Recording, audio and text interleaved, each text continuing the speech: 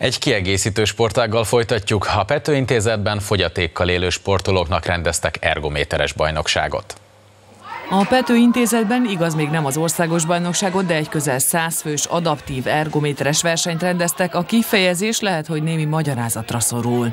Úgy szimulálunk evezést, hogy nincs víz, nincs hajó, ugye az időjárás az most nem teszi ezt lehetővé, viszont a srácok úgy fel tudnak készülni a tavaszi-nyári versenyszezonra, hogy gyakorlatilag optimális mentális és fizikális állapotba tudnak kerülni. Nagyon fontos, hogy a mozgáskorlátozottak, fogyatékkal élők is sportolhassanak. A Pető Intézet ékes bizonyítéka ennek, hogy itt gondoskodnak a gyermekek ilyen irányú lehetőségeiről is. Kevesebb szó esik róla, de fontos tudni, hogy a kiemelt sportági támogatásokból a parasportolók is részesülnek a szövetségeken keresztül, ez esetben az evezősöktől.